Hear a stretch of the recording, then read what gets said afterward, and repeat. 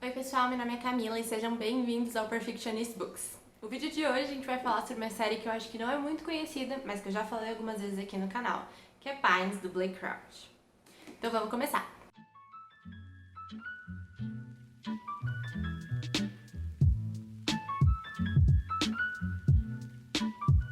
Já falei em vários vídeos sobre esse livro, inclusive foi um dos melhores livros que eu li em 2020. E aí, recentemente eu terminei a trilogia, eu não tenho todos os livros aqui, só o primeiro.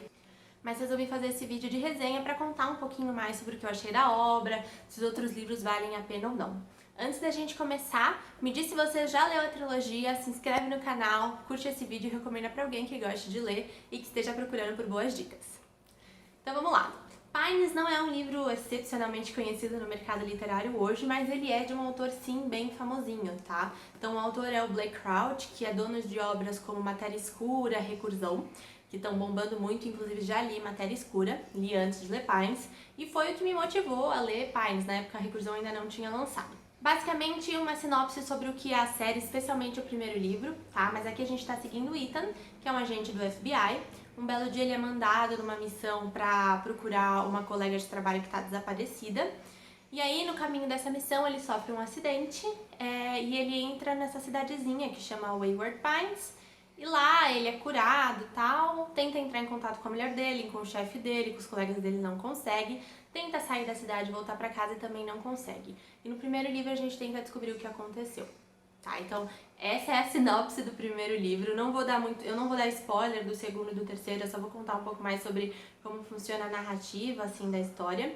Mas no primeiro livro, o que eu achei, né? Eu achei que foi uma história extremamente intrigante, porque você realmente quer saber o que vai acontecer. Eu não imaginei o final em 1 milhão de anos, achei que foi uma virada bem interessante. O livro começa bem como mistério, mas conforme ele vai evoluindo ele fica um pouco mais de ficção científica. Não acho que seja tão bom quanto Matéria Escura, mas ainda assim vale a leitura. O que eu acho muito legal nesse livro, pra mim ele é um ótimo livro pra você ler assim nas férias, no verão, quando você tá com um pouco mais de tempo, que é uma coisa que te intrigue, você queira saber o que acontece, mas não é aquela coisa que você vai ficar refletindo e filosofando e se preocupando quando você não quer pensar sobre o livro. Eu acho que ele é bem um livro assim para quando você precisa de uma distração.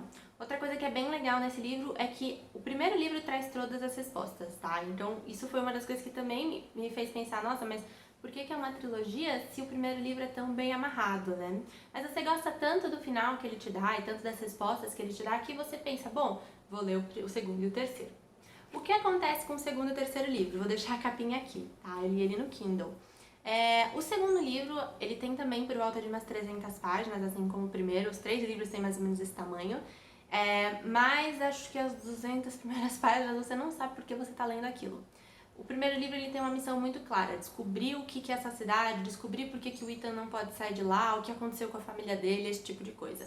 No segundo livro a gente já resolveu o mistério do primeiro, e aí ele começa a contar a história da cidade, dá tipo um plano de fundo, mas eu acho que podia ter sido muito enxugado.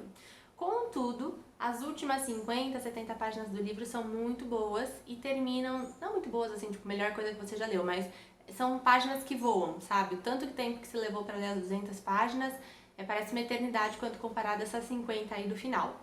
Mas ele configura o final de um livro para deixar você com aquela sensação de meu Deus, o que aconteceu, né? Que é o cliffhanger, digamos assim, que acaba numa cena de suspense sem dar a resposta. Então, em termos de notas, eu tinha dado 5 estrelas para o primeiro livro, se eu não me engano eu dei 3 para o segundo livro, porque eu tava quase desistindo da leitura, mas aí eu resolvi ver o que acontecia, e aí eu queria saber o que acontecia de verdade e fui pro terceiro livro. O terceiro livro é ruim. E o problema do terceiro livro, na verdade, é que ele começa da onde parou o segundo livro, mas ele é um livro que basicamente é só ação. O que é ruim, porque eu acho que é interessante quando o autor prepara o livro para que tenha uma ação, para que aquele seja uma espécie de clímax ou ápice do livro, para que você esteja engajado naquela leitura. Aqui é tanta ação e ação atrás de ação, que não tem graça, sabe? Ah, tá bom, vai acontecer isso, já aconteceu trocentas outras desgraças, sabe? E aí quando ele consegue fechar a história que ele tinha aberto no segundo livro, ainda faltam tipo 100 páginas para o terceiro livro acabar, e ele começa a jogar vários problemas que são mal solucionados, que são solucionados em tipo 2, 3 capítulos, ou que poderiam ser muito melhores explorados, mas tudo eu acho que é para uma sensação de encher linguiça, né? Ter mais páginas aí dentro desse livro. Outra coisa que me incomodou muito, quando eu li Matéria Escura, que é um livro que eu gostei bastante, eu já achei que a escrita do Blake Crouch era um pouco seca, né? Então não sei se vocês já leram, mas era uma escrita em que a maior parte do texto é cheia de diálogos, e ele tem algumas coisas, assim, que eu acho meio engraçado, que não é de vez em quando, tá? É praticamente toda a página, tipo, e ele abriu a porta, ponto, parágrafo, e ele viu fulano, ponto, parágrafo. Então, não é exatamente tá bem longe de ser uma narração descritiva, o que eu acho que é muito interessante. Por exemplo, King é uma pessoa que faz isso muito bem, né? Ele seta bem o clima, ele descreve, vai te envolvendo, e quando você menos percebe, você tá lá no ápice da cena. Aqui não, eu acho que é seco demais, né? E isso faz com que você perca um pouco da vontade de ler, justamente porque não tem nenhum tipo de descrição. Quando você lê um livro, então quando eu estava lendo Matéria Escura eu já tinha percebido isso, mas eu li Matéria Escura em português, então eu achei que era algo da tradução. Mas a história em si estava tão boa que foi assim um detalhe, acho que é por isso que eu acabei não dando 5 estrelas, alguma coisa assim. Quando eu fui ler Pines, a trilogia, eu li a trilogia inteira em inglês, eu descobri que não é um problema de tradução. Na verdade, é uma escolha narrativa do Blake Crouch, de estilo literário, o que particularmente eu acho ruim.